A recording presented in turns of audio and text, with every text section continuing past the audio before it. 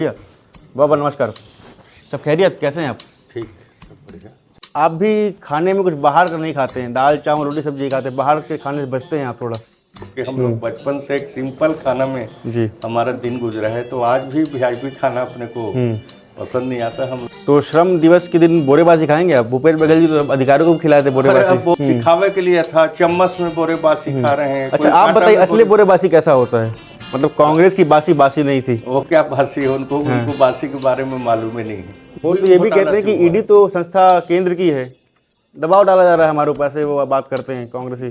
तो माल क्यों मिलता है उनके पास? भूपेश बघेल जी मुख्यमंत्री थे, ईडी का छापा पड़ता, 3 मिलान जाते थे, उनको क्या फर्क पड़ता है? वो तो कहते थे कि जहाँ के भाजपा के लोग हैं वहाँ ईडी क्यों नहीं जा रही है, वहाँ लोग क्या दूध धुले हुए हैं? आपकी खासियत भी, आप कोई कॉल करता है आप तुरंत उठा लेते हैं एक बार में, और आ जाइए सीधे मिलने बोल देते हैं आप। मैं ये अनुभव के आधार पर मैं भैया का तारीफ कर रहा हूँ। अमित शाह आए हुए थे चुनाव के वक्त, उन्होंने 2 लोगों के बारे में बातें कही थी। अपने वादा को पूरा किया है, उनको मैं आभार व्यक्त करता हूँ। अशुभ अशुभ वाली जो बात चल रही थी कि इस बंगले में नहीं जाना चाहिए, लोग पूजा करवा रहे थे, ऐसा भी तो नहीं सोचते आप? इस जगह पे आप पिताजी के साथ कपड़ा बेचा करते थे और उस जगह जाते तो तांता लगा था लोगों का मिलने के लिए आपसे जाओ। देखिए, मेरे कोरबा में आप आकर देखिएगा जी, मैं मंत्री भी बन गया हूँ। और जिस तरह से गरीब व्यक्ति मेरा दरवाजा बंद नहीं रहता, सीधा आंगन में घुसते हैं। नमस्कार, सादर प्रणाम। सत्यम पांडे नाम है हमारा। जब कोई व्यक्ति सफल हो जाता है तब 2 प्रकार की बातें होती हैं। एक बात तो ये होती है कि ये व्यक्ति मेहनती था, मेहनत किया और उस मुकाम पे पहुंच गया। दूसरी बात ये होती है कि किस्मत का कुछ खेल है, किस्मत थी चमक गई, व्यक्ति बड़ा बन गया। इस वक्त मेरे साथ जो विराजमान है उनकी कहानी बड़ी दिलचस्प है। आप लोगों को उनकी कहानी से बहुत कुछ सीखना चाहिए। पिताजी के साथ सड़क के किनारे कपड़े की दुकान लगाया करते थे, फिर पार्षद बनते हैं, विधायक बनते हैं और आज छत्तीसगढ़ शासन में मंत्री के रूप में कार्यरत हैं, काम कर रहे हैं। मेरे साथ लखनलाल देवांगन जी मौजूद है। भैया बाबा नमस्कार। सब खैरियत, कैसे हैं आप? ठीक, सब बढ़िया। सब बढ़िया चल रहा है। ठीक। थोड़ा सा अपने राजनीति में कैसे आप आए? बहुत ही संघर्षों से आप लोग निकल के आए हैं। भारतीय जनता पार्टी में मेरे पिताजी जनसंघ के कार्यकर्ता थे और भारतीय जनता पार्टी में भी वो काम कर रहे थे जी। एक भारतीय जनता पार्टी के छोटे से कार्यकर्ता थे और हम लोग बचपन से ही भारतीय जनता पार्टी की विचारधारा से जुड़े हुए हैं। हमने अपने जीवन काल में कभी भी कोई दूसरा दल में काम नहीं किया। शुरू से भारतीय जनता पार्टी जनसंघ में काम प्रारंभ हुआ और ज़मीन स्तर से काम करना हम लोगों ने प्रारंभ किया जी। पहले हम लोग पोलिंग बूथ के जो मतदान केंद्र होता है उसके बाहर में अपने जो मतदाता भाई बहन आते थे उनको चाय पिलाना, पानी पिलाना, पर्ची बांटना, एक काम हमारा शुरुआत था। उसके बाद में पार्टी संगठन ने छोटा छोटा कोई मंडल स्तर पर दायित्व सौंपा। फिर बाद में जिला कार्य समिति में, प्रदेश कार्य समिति में, प्रदेश मंत्री, प्रदेश उपाध्यक्ष जी, ऐसे करके अभी भी वर्तमान में मैं प्रदेश उपाध्यक्ष हूँ और कोरबा लोकसभा का संयोजक भी हूँ जी। अभी अब चूँकि मंत्री बन गया तो अब किसी दूसरे हमारे कार्यकर्ता को उसका दायित्व सौंपेंगे। और इस तरह से फिर 1999 में जी कोरबा नगर निगम का पार्षद का चुनाव लड़ा और वहाँ पर अच्छे मतों से विजय हासिल हुआ जी। उसके बाद पार्षद रहते रहते मुझे भारतीय जनता पार्टी ने कोरबा नगर निगम का महापौर का टिकट दिया और महापौर में भी विजय हासिल हुए। फिर 2013 में मुझे सीट बदलकर कटघोरा विधानसभा से मुझे प्रत्याशी बनाया गया। उस समय भी 7 बार के एमएलए रहे बोधराम कंवर जी, वो मेरे से हारे और मैं कटघोरा से विधायक बना, संसदीय सचिव भी के दायित्व मिला। और अभी 2023 में मुझे पुनः कोरबा विधानसभा से भारतीय जनता पार्टी का प्रत्याशी बनाया गया, जिसमें 3 बार के एमएलए रहे, राजस्व मंत्री रहे जय सिंह अग्रवाल जी के साथ मेरा मुकाबला हुआ और वहाँ की जनता ने अपार समर्थन किया जी। हम लोगों ने 26,790 मतों से विजय हासिल हुआ और कोरबा में इस बार जन बल और धन बल की लड़ाई थी जी। वो बहुत बड़ा पैसा वाला है, खूब खर्चा किया, 335-40 करोड़, और हम लोग जनता से आशीर्वाद लिए हाथ जोड़कर और जनता ने उसका फुल समर्थन किया। धन बल को खत्म किया, जन बल का समर्थन। एक और बात वहाँ पे चल रही थी कि वो मंदिर जा रहे थे तो ऐसा मान रहे थे कि आपको टिकट ना मिले, किसी और को मिल जाए। अब वो सुनने में वैसे ही आता था, वो हर बार बोलते थे कि लखन वांगन को मत मिले, बाकी किसी को मिल जाए। ऐसा सुनने में आता था, मेरे समक्ष तो नहीं बोले हैं, बाकी कई लोग बताते थे। और निश्चित तौर पर भगवान की कृपा हुई, जनता के आशीर्वाद मिला और भारी बहुमत के साथ में विजय हासिल किया। और जैसे आपने पहले कहा, पिताजी के साथ में हम लोगों ने बचपन में अपने बाजार हाट में दुकान किया करते थे और खेती बाड़ी का काम था पिताजी का। और राजनीति में भी वो जुड़े थे, भारतीय जनता पार्टी में छोटे पदाधिकारी, वार्ड के वो अध्यक्ष थे भारतीय जनता पार्टी पिछड़ा मोर्चा में मेरे पिताजी। और हम लोग जनसंघ से जुड़े हैं। मिसा काल जब इमरजेंसी लगा, उस समय मेरे बड़े पिताजी इमरजेंसी में भी जेल गए थे और उसके बावजूद भी हमारे परिवार ने विचारधारा को नहीं बदला, प्रताड़ना सहा। बाकी भारतीय जनता पार्टी जनसंघ में ही हम लोग काम करते रहे और उन्हीं सबका आशीर्वाद है कि आज भारतीय जनता पार्टी ने मुझे, एक छोटा सा कार्यकर्ता को, आज उद्योग श्रम वाणिज्य मंत्री का दायित्व सौंपा है। तो निश्चित तौर पर पार्टी की जो इच्छा है उसके अनुरूप जनता की हम लोग सेवा करेंगे। छत्तीसगढ़ में ज़्यादा से ज़्यादा उद्योग धंधा लगे, ज़्यादा से ज़्यादा लोगों को रोजगार मिले और जो हमारे श्रमिक हैं, मजदूर हैं, उनके हित में ज़्यादा काम हो सके, इसके लिए पूरा प्रयास रहेगा। उनका मजदूरों का कहीं पर शोषण मत हो, इसके लिए हम पूरा मुस्तैदी से काम करेंगे और इस तरह से काम आगे करते रहेंगे ताकि अच्छा हमारा सरकार का छवि बने, हमारे मंत्रालय का अच्छा छवि बने, जनता की सेवा हो सके। इस उद्देश्य से हम काम करेंगे। जिस जगह आज पे भी मैं अभी मंत्री बनने के बाद भी रायपुर में मेरा एक छोटा सा मकान है।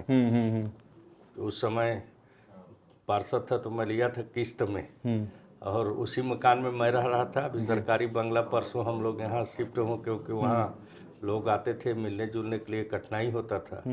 और मैं कोरबा में भी रहता हूँ तो अपने खुद का निजी निवास है, उसी में मैं रहता हूँ। रेस्ट हाउस वगैरह में मैं नहीं रहता और मैं अभी तक विधायक बनने के बाद मैं रेस्ट हाउस देखने भी नहीं गया हूँ। अपने निवास में ही रहता हूँ, लोगों से मिलना जुलना करता हूँ। आप सरकारी निवास में रहते, से बात चलती है, अशुभ अशुभ वाली जो बात चल रही थी कि इस बंगले में नहीं जाना चाहिए, लोग पूजा करवा रहे थे, ऐसा भी तो नहीं सोचते आप? नहीं, मैं ऐसा नहीं सोचता। क्या है, सब शुभ रहता है। भगवान का अगर कृपा है तो सब शुभ रहता है, अगर भगवान का कृपा नहीं हुआ तो सब अशुभ हो जाता है। तो निश्चित तौर पर भगवान की कृपा से सब शुभ चल रहा है और आने वाला भी भगवान की कृपा आशीर्वाद बने रहेगा। मैं भी भोलेनाथ जी का भक्त हैं, पूजा करता हूँ, राम भगवान का पूजा करता हूँ। मेरे घर में भी मेरे पिताजी ने मंदिर बनवाया शिव जी का, राम जी का, उसमें डेली मैं मंदिर में घर में रहता हूँ। तो शिव जी की कृपा पूरा इतने भी व्यस्ततम रहूँ, बाकी एक बाल्टी जल चढ़ा के मैं भोलेनाथ में सुबह जब स्नान ध्यान करता हूँ तो आता हूँ। अब भगवान की भरपूर कृपा है। जिस जगह पे आप पिताजी के साथ कपड़ा बेचा करते थे, आप उस जगह जाते तो तांता लगा था लोगों का मिलने के लिए आपसे, तो आपको कैसा लगता है? पुरानी जो फ्लैश आती कि नहीं सामने? देखिए, मैं आज भी मंत्री बन गया हूँ, उसके बावजूद भी मैं बाजार हाट में जाता हूँ। मेरे जो आज भी साथी हैं जो मेरे साथ बाजार कर रहे थे, वो आज भी बाजार कर रहे हैं, उनके चबूतरा में मैं बैठ जाता हूँ। क्योंकि मैंने स्वयं 16 साल उस बाजार हाट में अपना कपड़ा का दुकान लगाया करता था। तो मैं मंत्री बनने के बाद मेरे शर्म नहीं आता, क्योंकि हमको उसी स्थान से हम आगे बढ़े हैं। तो आज भी मैं जाता हूँ तो बाजार में वैसी पालथी मोड़ के हम बैठ जाते हैं, उनके साथ में बातचीत करते हैं। जैसे कोई व्यक्ति जब अचानक से बड़ा बन जाता है तो मन में घमंड आ जाता है। आप बता रहे हम लोगों के बीच जाते हैं, वैसे ही बैठते हैं लोगों के बीच, तो लोगों का क्या कहना है, मतलब लोग क्या सोचते हैं, क्या बातें होती हैं वहाँ जब जाते हैं आप वहाँ पर? देखिए, मेरे कोरबा में आप आकर देखिएगा, मैं मंत्री भी बन गया हूँ और जिस तरह से गरीब व्यक्ति मेरा दरवाजा बंद नहीं रहता, सीधा आंगन में घुसते हैं। अब ज़्यादा भीड़ हो जाता है तो मैं लोगों के बीच में आंगन में कुर्सी लगाकर मिलता जुलता हूँ। किसी को अलग आओ वो आओ ये सब नहीं रहता। बाकी भीड़ में थोड़ा बोलता हूँ, थोड़ा शांति से बैठ जाए भाई, क्योंकि सबकी बात सुनना है। कामकाज ऐसे में कैसे कर पाएंगे, सब लोग एक साथ बोलोगे तो समझते हैं उस बात को। क्योंकि अब कुछ दिन तो महीना डेढ़ महीना तो बधाई संदेश वगैरह में गुजरा, लोगों का हुजूम लगा रहता था। अब लोग कुछ काम के लिए आते हैं तो मैं समझाता हूँ कि थोड़ा सभी का बात सुनने दीजिए, क्योंकि जब सुनेंगे तब तो उनका काम कर पाएंगे। और इस तरह से रहता है। ज़्यादा भीड़ होता है तो आंगन में बैठ के मैं सब गरीब से गरीब व्यक्ति से मिलता हूँ, अमीर से अमीर व्यक्ति से सामान्य व्यवहार मेरा रहता है। और मैं आज भी बहुत ज़्यादा सुरक्षा वो कि उसमें नहीं रहता, और सब लोग से मैं खुले रूप से मिलता हूँ जी। कहीं पर भी मेरे को कोई दिक्कत नहीं आता, और जनता का भरपूर आशीर्वाद भी मिलता है। यहाँ भी आ रहे हैं तो सब लोग डायरेक्ट मिल रहे हैं, किसी को कोई ये नहीं है, और सब लोग से मिलजुल जी, आपकी खासियत भी, आप कोई कॉल करता है आप तुरंत उठा लेते हैं एक बार में, और आ जाइए सीधे मिलने बोल देते हैं आप। मैं डायरेक्ट ही फ़ोन उठाता हूँ। मीटिंग वूटिंग में रहता हूँ उस समय फ़ोन नहीं उठाता, नहीं तो मैं अपने पॉकेट में मोबाइल रखता हूँ, और जब मीटिंग में स्नान ध्यान करने जाता हूँ तभी मैं देता हूँ। बाकी उस समय भी मेरा फ़ोन रिसिप्ट होता है, जी। कोई ना कोई मेरा चाहे पीओसो उठाए, मेरा निज सचिव उठा के उनको बता देता है कि भाई स्नान कर रहे हैं या मीटिंग में हैं। और हो सकता है मैं प्रयास करता हूँ मीटिंग से निकलने के बाद जो जो कॉल आए उसको कॉल बैक कर देते कॉल हैं। बैक करने का भी प्रयास करता हूँ। बाकी बहुत लोग कहा जाता है तो संभव नहीं हो पाता, क्योंकि 100-150 लोगों को वापस कॉल बैक करना थोड़ा मुश्किल रहता है, और नहीं तो मैं डायरेक्ट फ़ोन उठाने का हमेशा प्रयास करता हूँ। आप भी तो 3 बार फ़ोन किए, मैंने डायरेक्ट उठाया, कॉल बैक भी किया है भैया ने, ये अनुभव के आधार पर मैं भैया का तारीफ कर रहा हूँ। जी जी। अमित शाह आए हुए थे चुनाव के वक्त, उन्होंने 2 लोगों के बारे में बातें कही थी। ओपी चौधरी जी को कहा था कि ओपी को आप चुनाव जितवा दीजिए, मैं इसे बड़ा आदमी बना दूंगा। दूसरा उन्होंने आपके लिए कहा था कि लखन लाल जी को आप चुनाव जितवाइए, मैं इनका भविष्य जो है उज्जवल है। पहले बात कुछ हुई थी कि रैंडमली उन्होंने कह दिया ऐसे? देखिए, अमित शाह जी जी। ऐसी हवाई में बात नहीं करते। आज पूरे राष्ट्र में और दुनिया में उनका नाम है। राष्ट्र में माननीय अमित शाह जी का, हमारे केंद्रीय गृह मंत्री का, माननीय प्रधानमंत्री जी का, और उन्होंने कहा था कि लखन देवांगन को आप जिताइए। भू माफिया और भूमि पुत्र की लड़ाई है, उन्होंने कहा था, और लखन देवांगन को आप जिताइए, और लखन देवांगन का भविष्य उज्जवल है, और उनके आशीर्वाद से मैं चुनाव जीता जी। और उन्होंने जो कहा था उसको कर दिया। मतलब आपको लगा था वो बोल दिए हैं तो मंत्री पद तो मिल ही जाएगा, ऐसा कुछ सुनिश्चित है आप मन में? मेरे मन में था, क्योंकि जो सब बोल रहे थे उसको उनको पीए ने लिख भी रहा था, तो मेरा जीत हासिल हुआ, तो मुझे पक्का उम्मीद था कि मुझे कुछ न कुछ दायित्व दिया जाएगा, मिलेगा। और उन्होंने अपने वादा को मंत्री के रूप में देकर अपने वादा को पूरा किया है। उनको मैं आभार व्यक्त करता हूँ, उनका मैं धन्यवाद ज्ञापित करता हूँ। जी। आप कोरबा से आते हैं, पिछली सरकार के ऊपर कोल घोटाले पे काफ़ी लालछन लगाए गए हैं, खूब आरोप लगाया आप लोगों ने, आप उसी क्षेत्र से आते हैं। जी। कोल घोटाला का हम लोग लांछन नहीं लगाए हैं जी। कांग्रेस ने खोल घोटाला खुल के किया है, कोल में घोटाला जी। अरबों खरबों को घोटाला किया है। मैं तो कोरबा में रहता हूँ, ईडी ने तो 25 रुपये टन पकड़ा है, जी। जब वसूली कर रहे थे 32 रुपये टन इन लोगों ने। जी। और आज उसी कारण से वहाँ के कलेक्टर रही, वो भी आज जेल के अंदर है, और खूब पैसा बटोर रहे हैं, खूब कोयला व्यापारियों का शोषण किए हैं, क्योंकि उनको डीओ नहीं मिलता था। जब तक इनका पर्ची नहीं जाता था पैसा देने के पहले, तब तक इनको डीओ का ऑर्डर नहीं मिलता था, और सीधा सीधा स्पष्ट निर्णय था। ऐसे टाइप का काम करते थे भैया। एक जूस दुकान को फिट कर लिए थे, ताकि छोटा सा दुकान है, वहाँ कोई पैसा देगा तो पता नहीं चलेगा। ऐसे ऐसे कारनामा कांग्रेस ने किया है। क्या घोटाला कांग्रेस ने नहीं किया है? कोयला में घोटाला, चावल में घोटाला, शराब में घोटाला, गोठान में घोटाला, गोबर में घोटाला, हर क्षेत्रों में घोटाला। जिधर देखो कोई कार्य हो गया, सड़क पुल पुलिया को, उसमें 35% 40% वसूलने का काम, और उसको छत्तीसगढ़ की जनता ने समझा, इसलिए 5 साल में ही छत्तीसगढ़ जनता ने कांग्रेस को बर्खास्त कर दिया, और धीरे धीरे पूरे देश से कांग्रेस समाप्त हो रहा है। देश में इनका कांग्रेस का सरकार था तो वही रोज कारनामा चलता, रोज आप ही लोग के समाचार में देखते थे, आज ये मंत्री जेल, ये मंत्री बेल, और अरबों खरबों को घोटाला। इस तरह से इनका कारनामा है, इनका जन्म। वो तो ये भी कहते हैं कि ईडी तो संस्था केंद्र की है, दबाव डाला जा रहा है हमारे ऊपर, से वो बात करते हैं कांग्रेसी। तो माल क्यों मिलता है उनके पास? माल नहीं मिलना चाहिए ना, घोटाला नहीं किए हैं तो माल तो मिलता है ना, प्रूफ मिलता है तब तो कार्रवाई होता है। इनको क्या घोटाला करने के लिए छूट दे दिया जाए? और वैसे वो ईडी एक संस्था है, जिस संस्था में किसी राजनीतिक का दबाव नहीं चलता। भले कांग्रेस बोलते हैं, वो स्वतंत्र रूप से अपना ईडी कंपनी काम करता है, सीबीआई अपने स्वतंत्र कंपनी है, अपने जो मामला आता है उसके हिसाब से काम करते हैं। तो कांग्रेस का आरोप लगाना निराधार है, क्योंकि वो भ्रष्टाचार करते हैं। भूपेश बघेल जी मुख्यमंत्री थे, ईडी का छापा पड़ता, तिल मिलाल जाते थे, उनको क्या फर्क पड़ता है? वो तो कहते थे कि जहाँ के भाजपा के लोग हैं वहाँ ईडी क्यों नहीं जा रही है, वहाँ लोग क्या दूध धुले हुए हैं? पूरा देश में जाता है, जहाँ गलत पाएगा वहीं तो जाएगा, और जहाँ गलत नहीं पाएगा वहाँ कहाँ जाएगा? उनका भी तो लाइव सोर्स सब लगा हुआ है, कहाँ क्या हो रहा है, और उसके आधार पर वो जाते हैं और कार्रवाई करते हैं। तो इस तरह से कांग्रेस तो भ्रष्टाचार कहीं कांग्रेस है, जी। जनसेवा का कांग्रेस नहीं है। आप कोरबा से आते हैं, कोरबा में राखड़ का एक बहुत बड़ा समस्या है, उससे आप कैसे निपटेंगे?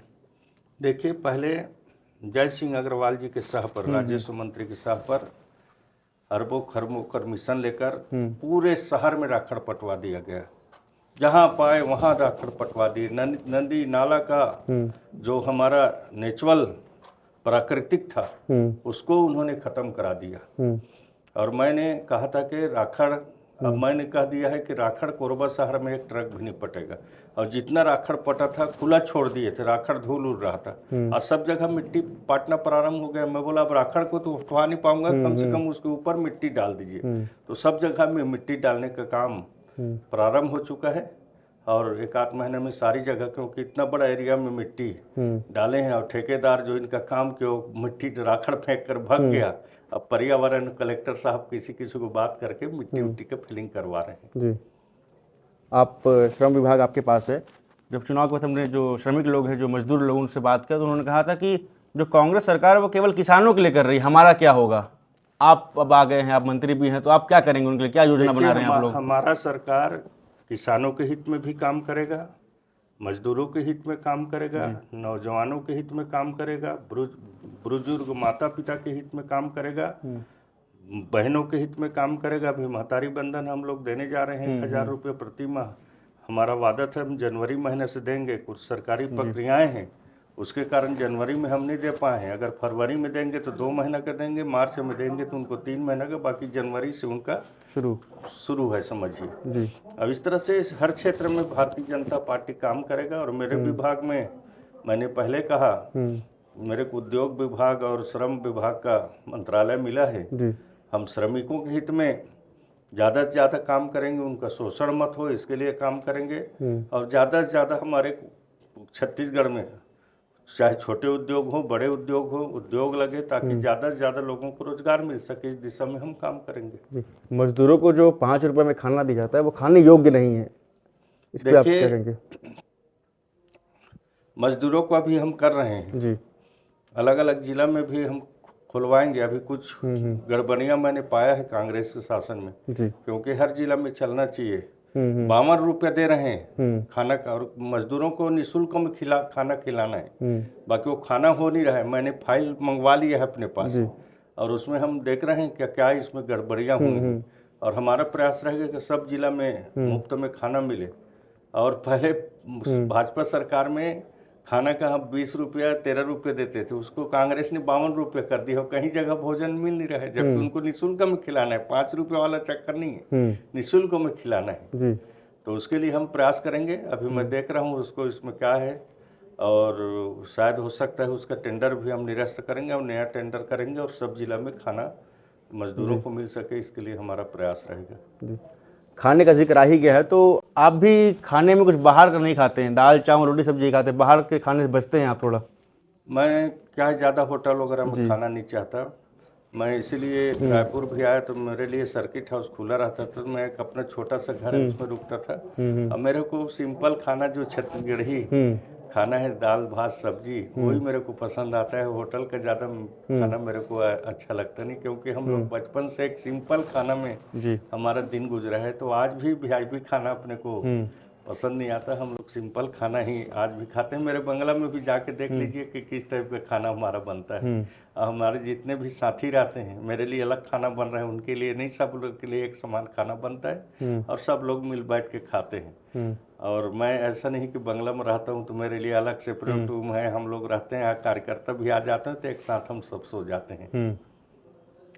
तो श्रम दिवस के दिन बोरेबाजी खाएंगे आप? भूपेश बघेल जी तो अधिकारियों को खिलाए थे बोरेबाजी। अब वो भूपेश बघेल बोरेबाजी का कर रहा था जिक्र। हम लोग तो गांव के आदमी हैं, हम लोग तो रोज बोरेबाजी खाते हैं। एक दिन श्रम दिवस के बोरेबाजी क्या है, हमारा तो रोज कल्चर में है बोरेबाजी। हम लोग तो कभी भी मन लगता है तो चावल को डुबा देते हैं पानी में, खा लेते हैं गर्मी के समय में। हम लोग तो रोज खाते हैं बोरेबाजी। अच्छा, आप ही के पार्टी कुछ नेता कह रहे थे कि वो जो बोरेबाजी खाते हैं वो कारपोरेट बोरेबाजी है, असली बोरेबाजी नहीं है वो। तब वही तो है उनका दिखावे के लिए था, चम्मच में बोरेबासी खा रहे हैं। अच्छा, कोई आप कांटा बताइए में असली बोरेबासी कैसा होता है? बोरेबासी तो होता है कि रात को जो चावल बच जाता है उसको पानी डाल देते हैं, और जब सुबह होता है या दोपहर को बढ़िया गर्मी के समय में आराम के साथ दिलचस्पी के साथ खाते हैं, वो बोरेबासी। एक ही नहीं कि हम अभी चावल पटाए गर्मा गर्म पानी डाल दिए और बोरेबासी बना लिए, वो ठंडा रहता है। हाँ, मतलब कांग्रेस की बासी बासी नहीं थी। वो क्या बासी है, उनको बासी के बारे में मालूम ही नहीं है। जो व्यक्ति ज़मीन से उठकर आता है वो चीज़ों को समझता है। आप भी ज़मीन से उठकर यहाँ तक आए हैं, तो जो श्रम विभाग के लोग हैं, जो मजदूर लोग हैं, उनके लिए आप क्या कुछ नया करने वाले हैं? नया क्या नीति रहेगी? देखिए, मजदूरों के हित में अच्छा काम हो, इसके लिए काम करेंगे। मजदूरों का शोषण मत हो, मजदूरों को रोजगार मिले, उनका जो वाजिब रेट है गवर्नमेंट ने तय किया हो, रेट के हिसाब से उनको भुगतान हो, इसके लिए हमारा पूरा प्रयास रहेगा। हम स्वयं मजदूर लोग हैं, हम सब मजदूर की समस्याओं को जानते हैं, तो पूरा डेली बोरेबासी खाते हैं। करेंगे। जी, बहुत बहुत धन्यवाद सर, आपने समय दिया। तो ये हमारे साथ लखनलाल देवांगन जी थे, जिन्होंने अपना समय दिया और सारे विषयों पे बात करने की कोशिश की, और ये भी कहा है कि जो कांग्रेस की बासी थी वो बासी नहीं थी। क्या कुछ यहाँ से अपडेट रहेगा, देखते रहेगा केपी न्यूज़। धन्यवाद।